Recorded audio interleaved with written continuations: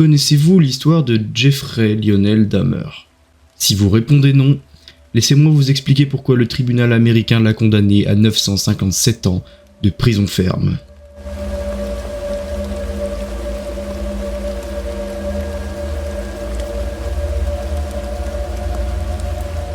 Jeffrey, oui on va l'appeler Jeffrey, naît le 21 mai 1960 dans la commune de Milwaukee aux États-Unis. Fils de Lionel Humbert Dahmer et de Joyce Annette, il naît dans un cocon familial assez spécial, dans la mesure où on apprend que la mère de Jeffrey est dépressive et que son père, chimiste, est alcoolique.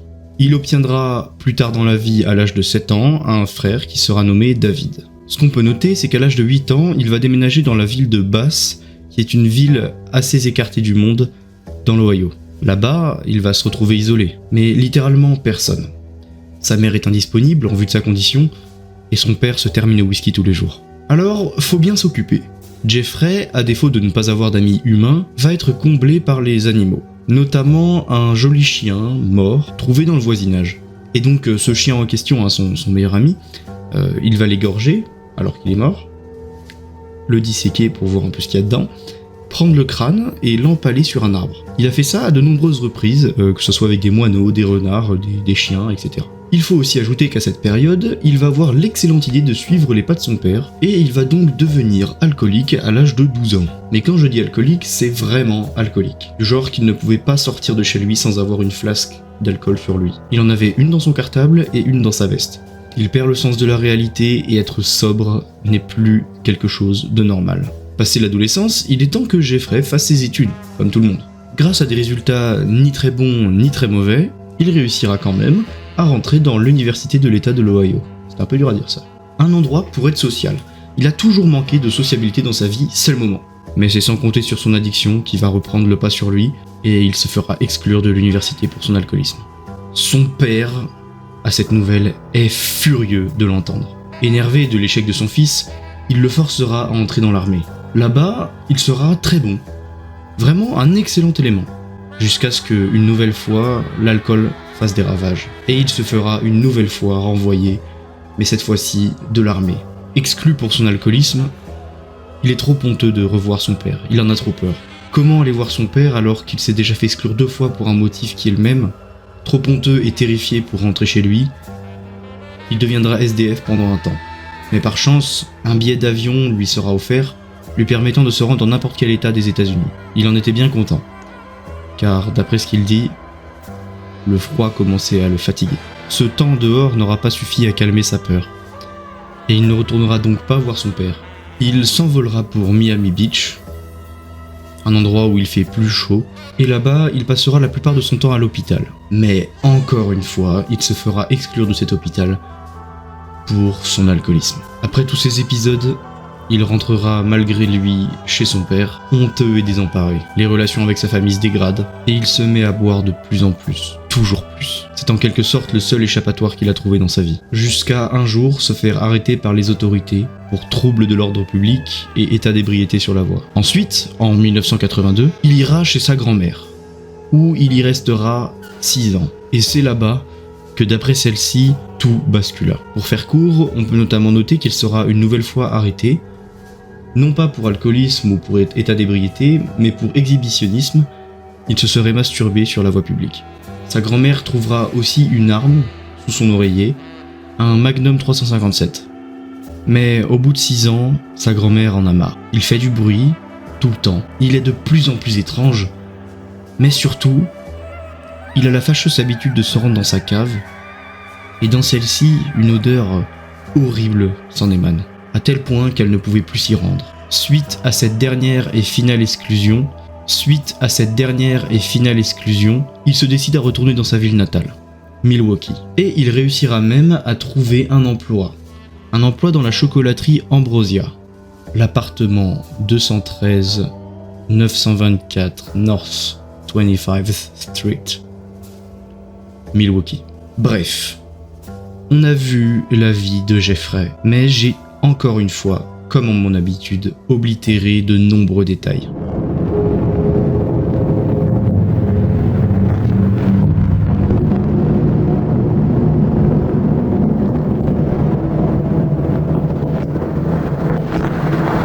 Jeffrey commet son premier meurtre en 1978. Ouais, si vous avez fait le calcul, il a 18 ans. Ses parents sont absents, c'est le moment. Jeffrey sort dehors, le soleil est en train de se coucher, et il aperçoit un autostoppeur. Il le prend dans sa voiture, il le ramène chez lui et l'invite à boire quelques bières. Le nom de cet homme est Stephen Hicks. Mais au moment de repartir, Jeffrey saisit une barre d'haltère de 5 kg et la fracasse contre l'arrière de la tête de Stephen Hicks. Il le traîne alors dans son garage, le démembre et l'enterre par la suite dans son jardin. C'est 9 ans plus tard qu'il commettra son deuxième meurtre, en novembre 1987. Dans un bar, Jeffrey fait la connaissance d'un homme, un certain Steven Tuomi, qu'il exécutera par réflexe. Il expliquera plus tard qu'il ne comprend pas pourquoi est-ce qu'il a commis ce crime. Bref, après le meurtre de Tuomi, Jeffrey continue à tuer de temps en temps, car on ajoute 2 meurtres, un en 1988 et un autre début 1989, avec le même mode opératoire à chaque fois. Sachez que sur ces 2 hommes, il conservera l'un des squelettes, celui d'Anthony Cease. Comme je l'ai dit précédemment, en 1990, Jeffrey va commencer à vivre seul. Et c'est là-bas que la boucherie, la folie meurtrière va monter à son paroxysme. Avec le mode opératoire suivant. Il va dans un bar, rencontre un homme homosexuel, le drague, le ramène chez lui offre une bière dans laquelle il aura mis des somnifères très puissants, puis, quand le somnifère fait effet, il met des menottes à sa victime, lui raconte tout ce qui va se passer, puis, alors qu'il est encore vivant, lui perfore le crâne avec une perceuse électrique et lui injecte de l'acide chlorhydrique dans le cerveau. Avant de parfois le violer, avant de parfois violer sa victime, ou d'autres fois couper un membre pour le déguster, bref. C'est donc à cela que l'on peut rajouter 4 meurtres en 1990, 2 autres dont un en février et un en avril 1991, puis encore un autre vers début été 1991. Je ne vais pas passer mon temps à raconter l'histoire de tous les meurtres, de tout ce qui s'est passé pour chacun des meurtres, même s'ils sont pour la plupart trouvables sur internet. Laissez-moi vous raconter l'histoire de Conrad Sintasomphone, le jeune homme âgé de 14 ans, immigré, ne parlant presque pas un mot d'anglais. Un soir, Jeffrey s'étant rendu dans un bar, il n'avait pas réussi à ramener quelqu'un chez lui. Et c'est là qu'il aperçoit un jeune homme, dehors, la nuit, très tard, plutôt mignon, et qu'il va l'inviter à monter chez lui. Ce jeune homme ne parle pas anglais, et comme à l'accoutumée, il va subir le châtiment de Jeffrey. Mais d'une façon assez bordélique, il va réussir à s'enfuir, parce que Jeffrey, après avoir inséré l'acide chlorhydrique, se disait que ses victimes n'étaient plus capables de se mouvoir, qu'ils étaient complètement amorphes, que ce soit physiquement et mentalement. Et c'est donc, après avoir injecté cet acide chlorhydrique, que Jeffrey décida de se rendre dans une épicerie pas loin pour aller acheter sa petite flasque d'alcool. Putain, c'est con quand même, l'alcool ça l'a pas aidé dans ses meurtres, ni dans toute sa vie. Bref, Conrad descend l'immeuble, ouvre la porte, et se trouve en face de 2 jeunes femmes. Il est faible, ensanglanté, amorphe. Il ne va pas bien et les femmes l'ont très bien compris. Et c'est pour ça qu'elles vont décider d'appeler le 911, la police. La police arrive sur les lieux, les femmes essaient d'expliquer d'une façon un peu compliquée la situation à la police. Conrad, lui, ne peut pas expliquer étant donné qu'il ne parle pas anglais, mais Jeffrey était sur le chemin du retour. Quelques minutes plus tard, il voit 2 jeunes femmes, 2 policiers et sa victime. Il s'empresse de rejoindre la discussion. Il va expliquer aux policiers que Conrad est en réalité son petit ami immigré qui ne parle pas anglais, âgé de 19 ans. Et la police va croire Jeffrey. Ils vont même aider Conrad à remonter dans l'appartement de Jeffrey. Ces policiers expliqueront dans un rapport plus tard que lorsque Jeffrey a ouvert la porte, ils ont senti une odeur franchement désagréable. Et cette odeur est justifiée, car elle vient du corps d'un certain Tony Hughes, la victime préférée de Jeffrey, qu'il aime à tel point qu'il l'a posée sur son lit, qu'il lui fait l'amour. En gros, c'est sa femme, ou son homme. Sauf que c'est un cadavre, et comme vous l'avez compris, un cadavre, quand tu lui fais l'amour, on appelle ça de la nécrophilie. Et malheureusement, Conrad subira le même châtiment que tous les autres. Il est important de savoir que Conrad était le petit frère d'un des hommes dont Jeffrey avait déjà abusé.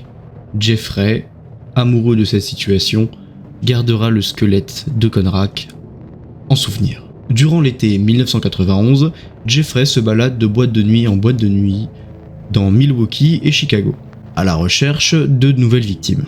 Et c'est là que son rythme deviendra incessant. On parle d'un rythme d'un meurtre par semaine. Il tue Matt Turner le 30 juin, poursuivi par Jeremiah Weinberger le 5 juillet. Ensuite vient Oliver Lacey le 12 juillet, puis pour finir avec Joseph Branderhoff le 19 juillet qu'il invite chez lui en lui proposant de l'argent. Après avoir tué Branderhoff, il lui coupe la tête et la met dans son réfrigérateur. En fait, il y avait quelque chose à comprendre avec ce mode opératoire. Jeffrey, quand il allait dans un bar, y allait vraiment pour rencontrer quelqu'un, pour rencontrer l'amour. Lorsque dans sa tête, le lien amoureux était établi, il se décidait à les ramener chez lui, et ce qu'il voulait faire, en réalité, c'était, grâce à l'acide chlorhydrique et tout son processus, se créer une famille de zombies, se créer une famille d'humains, se créer un chez lui, où tout le monde l'aime. C'est pour ça qu'il couchait avec les cadavres, c'est pour ça qu'il les gardait tous chez lui, bref.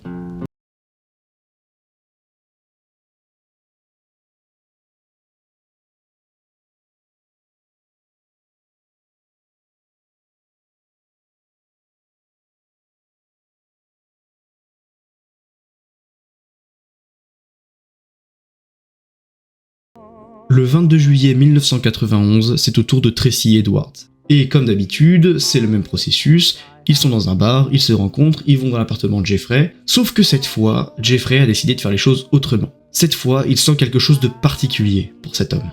Jeffrey va comme à l'accoutumée lui donner une bière avec des somnifères. Mais il ne va pas le menotter. Il va lui passer un film, qui est son film préféré, L'Exorciste 3, et après ce film, il va raconter tous les plaisirs qu'il a avec le cannibalisme, la nécrophilie, etc. Et dans un éclair de génie, Tony va comprendre comment faire. Il va amadouer Jeffrey. Il va lui dire que oui, il aime ça, il aime le fait de manger son corps. Il comprend que c'est quelque chose de superbe, que le lien qui se crée est génial, enfin bref. Il va réussir à créer un lien tellement fort que Jeffrey va lui faire confiance. C'est là qu'il va frapper Jeffrey, réussir à s'enfuir, courir jusqu'à une voiture de police en service et tout dévoiler. Les deux policiers en patrouille furent désemparés lorsqu'ils entrèrent dans l'appartement. On liste des têtes et des morceaux humains dans son réfrigérateur, un cœur dans son congélateur, des squelettes dans un placard ainsi que 3 torses masculins dans un tonneau rongé par l'acide chlorhydrique. On peut aussi ajouter des crânes dans les tiroirs de sa cuisine. Jeffrey sera condamné 17 fois pour 17 meurtres consécutifs à perpétuité. La peine de mort n'étant pas applicable dans l'état où il régit, il sera condamné à 957 ans de prison ferme. Mais j'ai encore une fois oblitéré quelque chose. Sachez qu'il avait déjà été arrêté et déjà fait de la prison pour avoir violé un jeune homme. Il avait pris 5 ans de prison, dont 1 an de ferme et le reste en sursis. Il tiendra 3 ans en prison. Il subira une tentative de meurtre par un codétenu à la lame de rasoir, mais celui-ci manquera son coup, tandis que l'autre, qui aura raison de la vie de Jeffrey, l'exécutera à l'aide d'une barre d'haltère de 5 kilos. Un comble pour quelqu'un qui a commencé ses crimes avec cette même arme.